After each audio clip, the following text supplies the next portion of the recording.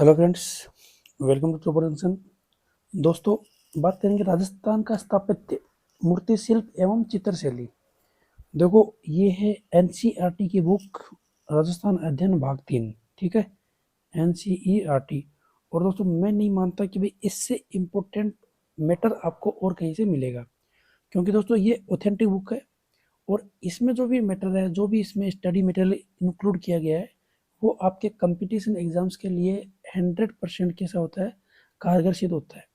क्योंकि यहाँ से ही क्वेश्चन उठ के आते हैं। जो भी आप गाइड पढ़ते हो, किसी भी पब्लिकेशन की उठा लेना, कोई भी बुक उठा के देखना, यहीं से कॉपी पेस्ट होता है। अब देखो दोस्तों, ये हो सकता है कि भी कॉपी पेस्ट करने में कुछ मैटर छूट जाए, क्योंकि अपन 100% कॉपी पेस्ट हो सकता है नहीं कर पाए। कर दिया तो क्या होगा, कॉपीराइट क्लेम आ जाता है कि भाई अरे यार, ये तो हमारा मैटर उठा लिया। तो उसी में जोड़ तोड़ के क्या करते हैं, मैटर को बनाते हैं और लगा देते हैं। तो अपने को क्या करना है, इसी को एज इट इज मैटर को पढ़ना है। वही चीज़ पढ़ें जो एग्जाम में काम में आए। ऐसा नहीं है कि भाई देखो, होता बहुत कुछ है, अपन पढ़ते क्यों नहीं है, क्योंकि अपन ने देखा अरे यार पता नहीं क्या क्या दे रखा है। और अक्सर अपन क्या होते हैं, अपनी जो शुरुआत होती है दोस्तों, वो बहुत अच्छी होती है। शुरुआत करते हैं यहाँ से, लेकिन अपन जब इम्पोर्टेंट टॉपिक पे आते हैं, पढ़ते जाते हैं तो अपने को थोड़ी थोड़ी बोरियत फील होती है, और फिर अपन छोड़ देते हैं। तो अपना कहने का मतलब ये है कि अपन उस पॉइंट पे पढ़ना छोड़ देते हैं जो क्या होता है, बहुत ज़्यादा इम्पोर्टेंट होता है। ये हर स्टूडेंट की कमी मान सकते हो, हर स्टूडेंट के साथ होता है। ये एक नेचुरल चीज़ है कि भाई अपन ने पढ़ना स्टार्ट किया अपने फुल एफिशिएंसी के साथ में, अपनी जो कैपेसिटी है 100% वो पूरा झोंक दिया अपन ने पढ़ने में। लेकिन पढ़ते पढ़ते अपन उस मैटर तक पहुंचे जो अपने काम का है, और वहाँ पे अपनी एफिशिएंसी कितनी बची दोस्तों, 50%। इसका मतलब जो पढ़ रहे हैं वो काम का नहीं है, क्योंकि आप वो पढ़ें जो आपके एग्जाम में काम में आए। सिर्फ टू द पॉइंट पढ़ेंगे, और ज़्यादा जो भी लिखा हुआ है उनको साइड किनारे करेंगे। ठीक है, तो शुरुआत करते हैं विदाउट वेस्टिंग टाइम। राजस्थान का स्थापत्य, मूर्ति शिल्प और चित्रशैलियाँ। और मैं यहाँ से आपको बताऊंगा कि क्वेश्चंस कहाँ से आते हैं, किस तरीके से पूछे जाते हैं। ठीक है, तो स्टार्ट करते हैं अपन आज का सेशन। देखो, ये जो राम कथा लिखी हुई है, अपने को कोई काम की नहीं है। ये मैंने पूरी की पूरी ऐसी की ऐसी हटा दी है। यहाँ से अपने को कुछ नहीं पढ़ना। हाँ, यहाँ से हल्का सा इंपॉर्टेंट ये लगता है कि जो सभ्यताएं हैं, कालीबंगा, आहड़, गिलुंड, ग्वेराट, नगरी आदि, जो राजस्थान के ऐतिहासिक जो पुरातात्विक स्थल हैं, जहाँ पे आवासों का निर्माण हुआ है, वहाँ से क्या होता है, ये जो राजस्थान में मानव की विकास यात्रा है वो देखने को मिलती है। ठीक है, इसके अलावा मैं नहीं मानता कि यहाँ पे कोई भी और चीज़ इंपॉर्टेंट होगी। इन सबको अपन एक बार क्या करते हैं, साइड में किनारे पे करते हैं। ठीक है, नेक्स्ट की बात करते हैं अपन। यहाँ से भी ऐसा कुछ भी नहीं है जो अपने को एग्जाम में आता हो, या फिर अपनी एग्जाम के पॉइंट ऑफ व्यू से इम्पोर्टेंट रहता है। यहाँ से देखेंगे, इस जो अध्याय है, इसमें राजस्थान का स्थापत्य, मूर्ति शिल्प एवं चित्रशैलियों का विवेचन किया जा रहा है, ताकि राजस्थान की समृद्ध सांस्कृतिक परंपराओं का अवगत हो सके। इसका मतलब जो मटेरियल दिया गया वो कैसा दिया गया दोस्तों, पूरा डिटेल में गिवन है। ठीक है, स्टार्ट करते हैं दुर्ग स्थापत्य से। ओके, तो प्राचीन लेखकों ने दुर्ग को राज्य का अनिवार्य अंग माना है। ये देखिए, प्राचीन लेखकों ने। ठीक है, बाकी ऐसा कुछ है नहीं, तो अपन ने इसको कर दिया है क्रॉस, कि भाई यहाँ से अपने को कुछ लगा नहीं है जो इम्पोर्टेंट होगा। ठीक है, दुर्ग गढ़े गए हैं, निर्माण हुए हैं, किले बने हैं, तो कोई दिक्कत नहीं है, बनने दो, अच्छी बात है। यहाँ से एक छोटा सा मैं इंट्रोडक्शन देना चाहूंगा आपको कि सुदृढ़ प्राचीर, अभेद बुर्ज, किलों के चारों तरफ गहरी खाई परिखा, गुप्त प्रवेश द्वार, सुरंग, किले के भीतर सिलरवाना, शस्त्रागार, जलाशय, पानी के टांके, राज प्रसादा प्रासाद, सैनिकों के आवास गृह यहाँ के प्राय सभी किलों में विद्यमान है। और ये क्यों होते थे, ये एक तरीके से सिक्योरिटी रीजन मान सकते हो। उस समय के सबसे ज़्यादा सिक्योरिटी, उस तरह के सीसीटीवी मान सकते हो। उस टाइम के ये एक तरीके से सिक्योरिटी लॉक थे। ठीक है, अब देखो दोस्तों, जो दुर्गों के निर्माण है वो किस किस टाइप से किए जाते हैं, ये आपके लिए बहुत ज़्यादा इम्पोर्टेंट है। एग्जाम में हमेशा क्या पूछे जाते हैं, दुर्ग पूछे जाते हैं कि भाई कौन सा दुर्ग, जैसे गागरोन का किला जल दुर्ग की कैटेगरी में आता है, तो ऐसा पूछा गया था अभी हाल ही के एग्जाम में। संस्कृत डिपार्टमेंट का जो फर्स्ट ग्रेड का पेपर हुआ था उसी में ये क्वेश्चन आया था या नहीं आया था। वन रक्षक, वनपाल, first grade RPSC, Sanskrit department first grade, इन सब एग्जाम को मिलाकर 2 से 3 क्वेश्चन यहीं से पूछे गए थे। अगर मैं बैक हिस्ट्री में जाता हूँ पिछले 6 महीने 1 साल के अंदर, तो जो भी लाइब्रेरी के पेपर हुए थे, टेक्नीशियन के पेपर हुए थे, या फिर जो जेईएन के पेपर हुए हैं, उन सब के अंदर एक ना एक क्वेश्चन यहाँ से आता है और 100% आएगा। आप इन फ्यूचर की बात करो, सीईटी आरएस का एग्जाम, तो आरएस लेवल पे भी इस तरीके से एग्जाम में क्वेश्चन पूछे जाते हैं। ठीक है, तो ये जो कैटेगरी है, ये जो श्रेणी बनाई गई है, ये बहुत इंपॉर्टेंट है और ये हर एग्जाम में आती है। बात करेंगे पहले नंबर की, धावन दुर्ग। ऐसा दुर्ग जिसके दूर दूर तक मरुभूमि फैली हो, मतलब कोई भी सैनिक आ रहा हो, जैसे यहाँ पे किला है तो यहाँ पे चारों तरफ कैसी होगी इनके, बिल्कुल खाली जगह है, मरुभूमि है, कोई दिक्कत नहीं है, पूरी जगह एकदम खाली दिख रही है। मतलब कोई भी अगर अटैक करने आता हो तो वो दूर से अपने को दिख जाए कि हाँ यार अपने किले पे कोई अटैक करने आ रहा है। ठीक है, तो ये किस तरीका का किला है, जैसलमेर के किले को धावन दुर्ग की कैटेगरी में रखा गया है। दूसरा था जल दुर्ग। ऐसा दुर्ग जो जल राशि से घिरा हो, मतलब ये गागरोन का किला कहाँ पर है दोस्तों, ये है झालावाड़ में। ठीक है, बहुत जल्दी हम इसको विजिट करेंगे और वहां से आपको लाइव पूरा दर्शन कराएंगे गागरोन के किले को। Got it. तो ये है अपना जल दुर्ग। ठीक है, गागरोन का किला। नेक्स्ट की बात करेंगे वन दुर्ग। वह दुर्ग जो कांटेदार वृक्षों के समूह से घिरा हो, जैसे सिवाना दुर्ग। और ये दोस्तों कहाँ पर है, ये आप मुझे कमेंट बॉक्स में कमेंट करके बताइएगा। नेक्स्ट की बात करते हैं पारिक दुर्ग। और ये वह दुर्ग है जिसके तरफ गहरी खाई हो, जैसे भरतपुर का लोहागढ़ दुर्ग। खाई होती है, जैसे यहाँ पे ये दुर्ग अपना किला है, इसके चारों तरफ क्या बना देती है, खाई बना देती है, ताकि आक्रमण करने वाले जो पहले घोड़े हाथी पे आते थे वो इस खाई के अंदर प्रवेश नहीं करेंगे। तो जो सैनिक उतरेंगे तो उनको क्या है, इजीली यहाँ से वॉच करके इन पे अटैक किया जाए और उनको वहीं पे नष्ट कर दिया जाए। इस तरह की प्लानिंग होती थी पहले के राजाओं की। नेक्स्ट की बात करते हैं गिरिदुर्ग। तो ये एकांत में किसी ऊंची दुर्गम पहाड़ी पर स्थित होते हैं, जैसे मेहरानगढ़, रणथंभौर। अगर मैं जयपुर की बात करूँ तो नाहरगढ़ और जयगढ़, ये भी किस तरीके से हैं, गिरिदुर्ग की श्रेणी में ही आते हैं।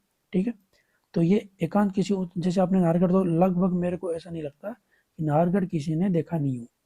ठीक है, और जैसे अपने को यहाँ पे मैं बात करूँ सीकर के अंदर, तो सीकर में जो हर्ष पर्वत है दोस्तों, उस तरीके से दुर्ग बनाए जाते, वहाँ पे पर्वत है, दुर्ग नहीं है, लेकिन उसी तरीके से बनाए जाते थे ऊंचे दूर किले पे, ताकि नीचे से जो भी सैनिक आ रहा हो, जैसे कि 99 में कारगिल युद्ध हुआ था उसी तरीके से, ऊपर पाकिस्तानी बैठे, नीचे से भारत ने अटैक किया था, फिर भी अपन जीतते थे, अच्छी बात है वो।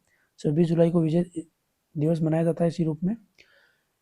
नेक्स्ट की बात करेंगे एरन दुर्ग। यह वह दुर्ग है जो खाई, कांटों और पत्थरों के कारण दुर्गम हो, जैसे चित्तौड़ और जालोर का दुर्ग। चित्तौड़ में गए थे दोस्तों हम, चित्तौड़ का दुर्ग पूरा देख के आए थे, बढ़िया है, शानदार, एक बार हर स्टूडेंट को विजिट करना चाहिए। ठीक है, तो ये सभी दुर्ग के प्रकार हैं, सभी दुर्ग के जो टाइप हैं उस तरीके से डिवाइड किए गए थे, और यहाँ से आपको एक क्वेश्चन देखने को मिला। जितने भी ये 6 टाइप हैं, इन 6 में से आपको एक क्वेश्चन तो आपको डेफिनेटली देखने को मिल जाएगा। नेक्स्ट की बात करते हैं अपन, तो यहाँ से अपने को कुछ इंपॉर्टेंट है नहीं, इसको मैंने हटा दिया है। ठीक है, देखो, 2 या अधिक दुर्गों के प्रकार को शामिल किया जाता है, किस तरीके से, तो कुछ दुर्ग ऐसे हैं जिनको, जैसे चित्तौड़ के दुर्ग को गिरिदुर्ग, पारिक दुर्ग, एरन दुर्ग की श्रेणी में भी रखा गया। इसका मतलब कुछ ऐसे दुर्ग हैं जिनको 2 श्रेणी में भी रखा जाता है, जैसे चित्तौड़ के दुर्ग को गिरी, पारिक और एरन, तीनों टाइप के दुर्ग में रखा गया है। ठीक है, इंपॉर्टेंट चीज़ है ये, तो ये अपने को पता होना चाहिए। यहाँ से देखें बात, चित्तौड़ दुर्ग सहित राजस्थान के कई दुर्गों को सैन्य दुर्ग की श्रेणी में भी रखा जाता है। ठीक है, तो सैन्य दुर्ग कैसे हैं वो यहाँ पे डिस्क्रिप्शन दिया हुआ उसका, ये रहा। ऐसे दुर्ग व्यूह रचना में चतुर्वीरों की सेनाओं के अवैध समझे जाते थे, जहाँ पे क्या होता है, सैनिकों के द्वारा उसको घेरा रहा जाता है। ठीक है, ये ऐसे हो गए। यहाँ से कुछ इंपॉर्टेंट है नहीं, तो इसको अपन कर देते हैं नेक्स्ट, और आगे बात करते हैं अपन अकबर के किले की। अकबर का किला अजमेर में स्थित इस किले का निर्माण कब हुआ था? 1570 में। किसने करवाया था? अकबर ने करवाया, इसलिए इस किला का नाम क्या है? अकबर का किला। और इस किले को किस नाम से जाना जाता है? दौलत खाना या फिर मैगजीन के नाम से भी जाना जाता है। तो ये दौलत खाना किस किले को बोलते हैं? वो है अकबर का किला। ये एग्जाम में पूछा गया है। ठीक है। हिंदू मुस्लिम पद्धति से निर्मित इस किले का निर्माण अकबर ने ख्वाजा मोइनुद्दीन चिश्ती के प्रति सम्मान को प्रदर्शित करने हेतु बनाया गया है। ठीक है। इंपॉर्टेंट चीजें दोस्तों सारी इंपॉर्टेंट है। 1576 में महाराणा प्रताप के विरुद्ध हल्दीघाटी युद्ध की योजना को भी अंतिम रूप से इसी किले में दिया गया था। जो योजना, वो हल्दीघाटी का जो युद्ध हुआ था 1576 में, किसके विरुद्ध हुआ था? महाराणा प्रताप के विरुद्ध। ये दो तीन चीजें यहीं पे क्लियर हो गई। तो उसकी जो अंतिम फॉर्मेट था वो इसी किले में किया गया था। ठीक है। जहांगीर मेवाड़ को अधीनता में लाने के लिए 3 वर्ष तक इसी किले में रोका था। लो जी, यहाँ से आपका एक क्वेश्चन और तैयार हो गया। नेक्स्ट बात करेंगे, इसी दौरान ब्रिटिश सम्राट जेम्स प्रथम के राजदूत सर टॉमस रो, ये लो, यहाँ से एक क्वेश्चन तैयार हो गया, ने इसी किले में 10 जनवरी 1616 में जहांगीर से मुलाकात की थी। देखो ये छोटी छोटी बातें हैं, लेकिन यहाँ से आपके एक एक क्वेश्चन आप इनको पॉइंट बनाकर नोट कर सकते हो। यहाँ से आपका एक क्वेश्चन डेफिनेटली तैयार हो चुका है। ठीक है। यहाँ से देखो, ये सन याद रखना, 1801 में अंग्रेजों ने इस किले पर अधिकार कर इसे अपना क्या बना लिया है? शास्त्रागार या मैगजीन बना लिया था। ठीक है। किले में स्थित आलीशान चित्रकारी और जनाने कक्षों की दीवारों में पच्चीकारी का कार्य बड़ा कलापूर्ण ढंग से किया गया। वर्तमान में यह राजकीय संग्रहालय स्थित है। यहाँ पर जो भी अकबर के किले के बारे में पढ़ा है वो सारी चीजें कैसी हैं? इंपॉर्टेंट है, महत्वपूर्ण है, नोट कर लेना। अच्छा टॉपिक है, अच्छा पॉइंट है। बात करेंगे आमेर के दुर्ग की। ठीक है। यह दुर्ग अपने स्थापत्य की दृष्टि से अन्य दुर्गों से कैसा है? एकदम अलग है। आमेर का दुर्ग तो सबने देखा होगा, ऐसा कोई बंदा नहीं होगा जो कुकर जाता और आमेर का दुर्ग नहीं देखा हो। ठीक है। प्राय सभी दुर्गों में जहाँ पर राजप्रासाद प्राचीर के भीतर समतल भूभाग पर बनाए जाते हैं, वहीं आमेर दुर्ग कैसे है? ऊंचाई पर बनाया गया था, पर्वतीय ढलान पे। इन्हें ही दुर्ग का स्वरूप दिया गया था, इस तरीके से इसे बनाया गया था। ठीक है। नेक्स्ट की बात करेंगे तो यहाँ पे कुछ ऐसा लगा नहीं है। यहाँ देखते हैं, इस किले में बने शीला देवी, जगत शिरोमणि और अंबिकेश्वर महादेव के मंदिरों का ऐतिहासिक काल से इसका महत्व रहा है, तो ये भी हो सकता है पूछा जाए। ठीक है। नेक्स्ट की बात करते हैं अपन कुंभलगढ़ दुर्ग। ये भी इंपॉर्टेंट है। वर्तमान राजसमंद जिले के अरावली पर्वतमाला, ये दोनों इंपॉर्टेंट है। कौन से जिले में है राजसमंद और कौन सी पर्वतमाला की चोटी पर है? अरावली पर्वतमाला की चोटी पर स्थित है कौन सा दुर्ग? कुंभलगढ़ दुर्ग। और इसका निर्माण किसने किया दोस्तों? राणा कुंभा ने करवाया। लो जी, 3 क्वेश्चन तो यहाँ से तैयार हो गए अपने। इस दुर्ग का शिल्पी मंडन मिश्र था। चौथा क्वेश्चन यहाँ से तैयार हो गया। ये कितने किलोमीटर में फैला हुआ है? 36 किलोमीटर में फैला हुआ है। ये भारत का एक ऐसा किला जो प्राचीर 36 किलोमीटर तक फैली हुई है। ठीक है। दुर्ग रचना की दृष्टि से यह चित्तौड़ दुर्ग से ही नहीं बल्कि भारत के सभी दुर्गों में विलक्षण और अनुपम है। तुलना किसे की है? चित्तौड़ के दुर्ग से। ठीक है। यहाँ से एक चीज और इम्पोर्टेंट बताऊंगा, कटारगढ़ नामक अंतः का निर्माण करवाया था, और वो किसने करवाया था? राणा कुंभा ने करवाया था। ओके। यहाँ पे कुंभलगढ़ मेवाड़ के संकटकालीन क्या थी? राजधानी रही है। इसके भीतर क्या क्या दोस्तों? कुंभ श्याम मंदिर, कुंभा मेला, झाली रानी का महल। तो इस तरीके से पूछा जा सकता है कि झाली रानी का महल निम्नलिखित में से किस किले के अंदर है? ये भी अपने क्वेश्चंस पूछे जा सकते हैं, तो अपने को उधर भी तैयार रहना चाहिए। नेक्स्ट बात करेंगे अपन गागरोन का किला। झालावाड़ से 4 किलोमीटर दूरी पर ये अरावली पर्वतमाला का एक सुदृढ़ चट्टान पर काली सिंध और आहू नदियों के संगम पर बना यह किला जल दुर्ग की श्रेणी में आता है। ये सारी चीजें इंपॉर्टेंट है दोस्तों। यहाँ से आपको क्या करना है? पॉइंट बना के नोट कर लेना है। इस किले का निर्माण डोड राजा बिजल देव ने 12वीं सदी में करवाया। यह भी इंपॉर्टेंट है। ठीक है। बाकी इसमें कुछ है नहीं। यहाँ से बात करेंगे अपन संत रामानंद के शिष्य संत पीपा, ये लो जी नोट कर लेना इसको, गागरोन के शासक रहे हैं। ठीक है, इन्होंने वैभव त्याग कर अपने अनुज अचल दास खींची को ये सौंप दिया था। लीजिए, ठीक है। उर्स का मेला आज भी लगता है, वो किस लिए लगता है कि वहाँ पे किन का है, मुस्लिम संत पीर मीठे साहब की दरगाह है। लो जी, इंपॉर्टेंट चीज़ है, स्टार लगा लेना, कभी ना कभी एग्जाम में पूछी जा सकती है कि आपका जो गागरोन का किला है वहाँ पे किन की दरगाह है, पीर मीठे साहब की दरगाह है। लो जी, ठीक है। नेक्स्ट बात करते हैं अपन, ठीक है, नेक्स्ट बात करते हैं चित्तौड़ के किले की। तो राजस्थान के किलों में क्षेत्रफल की दृष्टि से सबसे बड़ा किला कौन सा है? चित्तौड़ का किला। यह दुर्ग वीरता, त्याग, बलिदान, स्वतंत्रता, स्वाभिमान के रूप को दिखाता है। और आपने सबने मूवी देखी होगी, मूवी तो सबने देखी होगी यार, पद्मावती, वहाँ पे इसका वर्णन किया गया है। ठीक है, बाकी तो कुछ इसमें कुछ खास ही लगा नहीं है। बाकी ये इंपॉर्टेंट है, यह किला गंभीरी और बेचड़ नदियों के संगम पर स्थित है, तो ये आपको नोट कर लेना है। निर्माण किसने करवाया दोस्तों? यहाँ पे चित्रानंद मौर्य ने। ये भी इंपॉर्टेंट है, इसको भी नोट कर लेना है। ओके, नेक्स्ट बात करें, 330 में इस किले को अलाउद्दीन खिलजी ने 1534 में गुजरात के बहादुर शाह ने अपने अधिकार में ले लिया था। 1567 से 68 में अकबर ने चित्तौड़गढ़ का आक्रमण करके यहाँ पे भयंकर नरसंहार करवाया था। चित्तौड़गढ़ में इतिहास प्रसिद्ध सांकों में 1303 में रानी पद्मावती के जौहर, और 34 में क्या है, 1534 में क्या है, रानी कर्णावती के जौहर मुख्य है। डेट याद रखना, रानी का नाम याद रखना। ठीक है, इस किले के साथ में गोरा बादल, जयमल पत्ता की वीरता और पन्ना दाए के त्याग की अमर कथाएं जुड़ी हुई हैं। चित्तौड़गढ़ के भीतर राणा कुंभा द्वारा निर्मित 9 मंजिला प्रसिद्ध कीर्ति स्तंभ अपने शिल्प और स्थापत्य की दृष्टि से अनूठा है। क्या दोस्तों? कीर्ति स्तंभ की बात हो रही है। ठीक है, बाकी यहाँ पे क्या क्या और है उसके बारे में बात कर लेते हैं।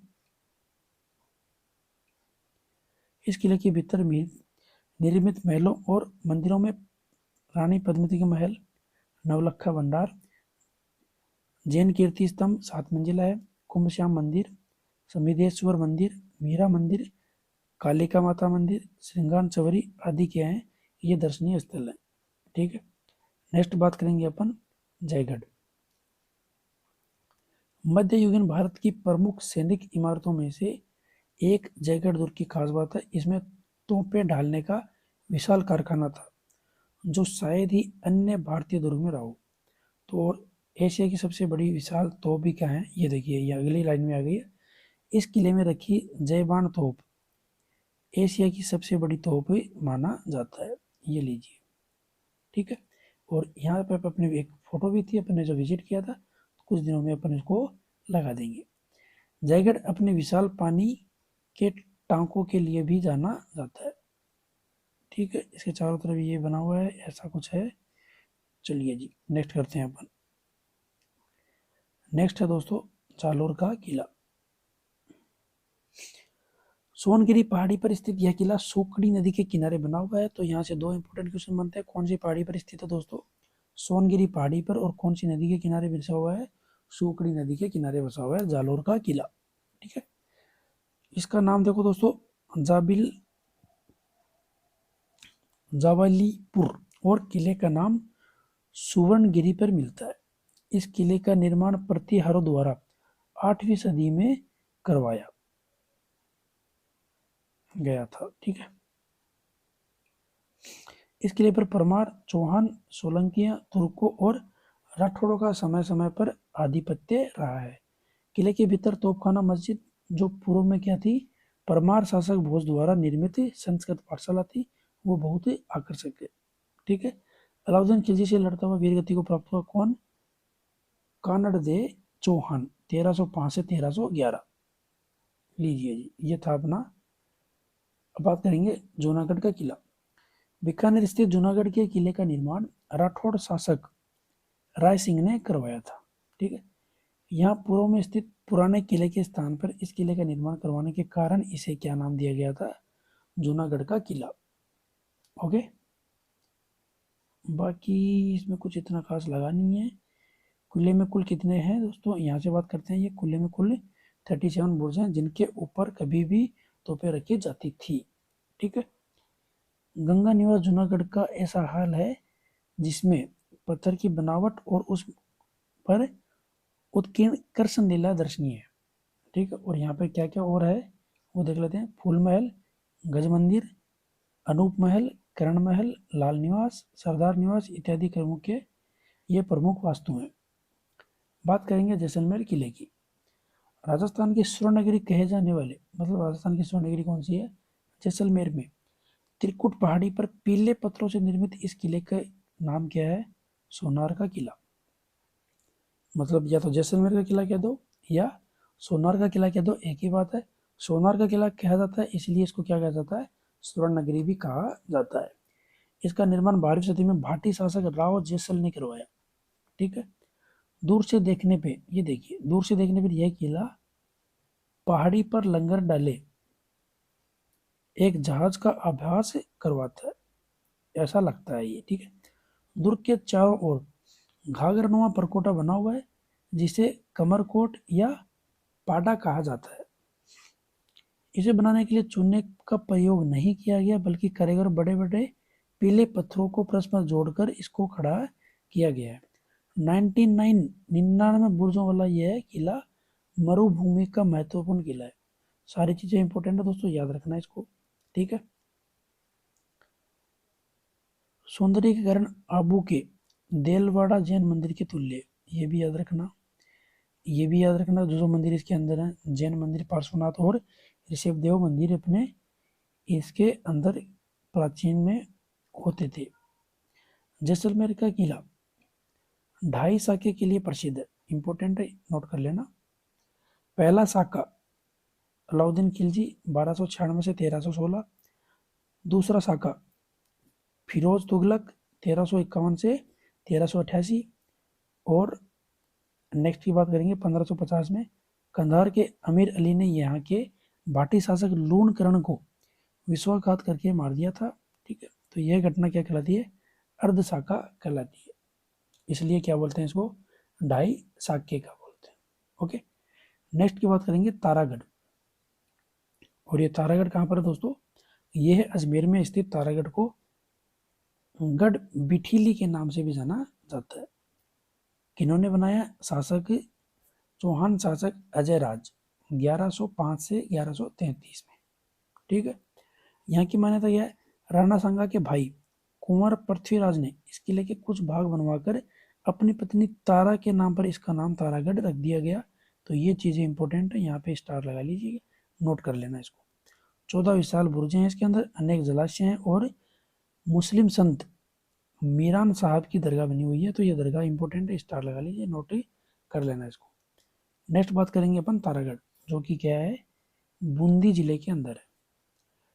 बूंदी का दुर्ग तारागढ़ पर्वत की ऊंची चोटी पर तारे के समान दिखाई देने के कारण इसका नाम क्या है? तारागढ़। ठीक है, किन्होंने बनाया था? हाड़ा शासक बरसिंह द्वारा। हाड़ा शासक बरसिंह द्वारा बनाया गया ये 14वीं शताब्दी में। ठीक है, बाकी तो तारागढ़ के अंदर क्या है दोस्तों, वो इम्पोर्टेंट है। तारागढ़ किले के भीतर सुंदर चित्रकारी भित्ति चित्र हाड़ौती कला के सजीव रूप से प्रतिनिधि है, ये इंपॉर्टेंट है। इसमें क्या है? छत्र महल है, अनिरुद्ध महल है, बादल महल है, फूल महल है, ये सब बने हुए हैं, ये सारे इंपॉर्टेंट है, याद करना। नेक्स्ट नाहरगढ़, और ये जयपुर के पहरेदार के रूप में इस किले का निर्माण स्वयं जय सिंह ने करवाया था।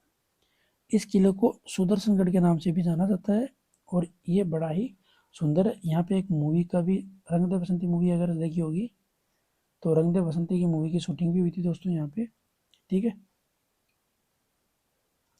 नेक्स्ट है मेहरानगढ़, और ये सूर्य नगरी के नाम से विख्यात कौन सी दोस्तों? जोधपुर के अंदर चिड़ियाटुक पहाड़ी पर राव जोधा ने 1459 में मेहरानगढ़ का निर्माण करवाया था।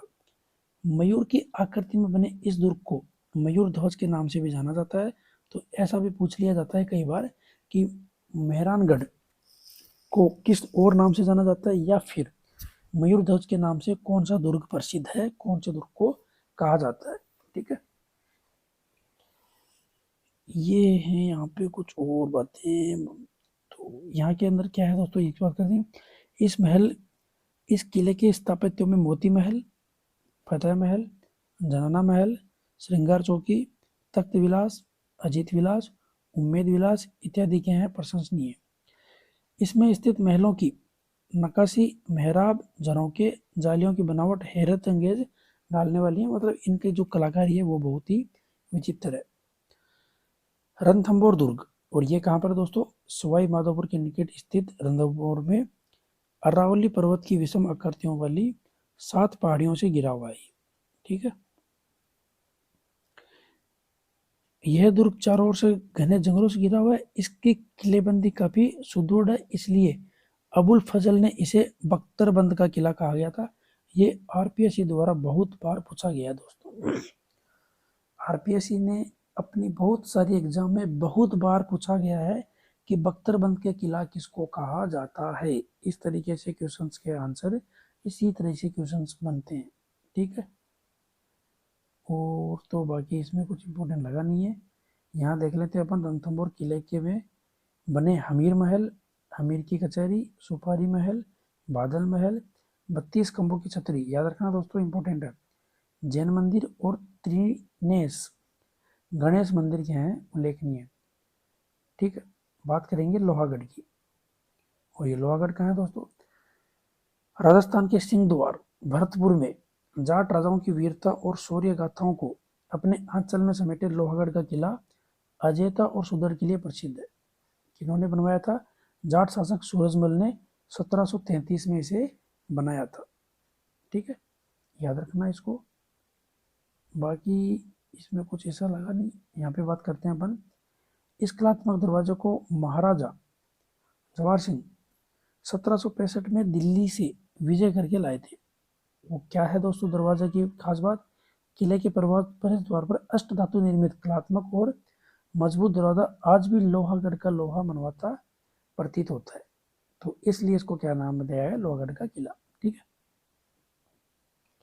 बाकी इसमें ऐसा कुछ है नहीं, तो अपन इसको नेक्स्ट करेंगे।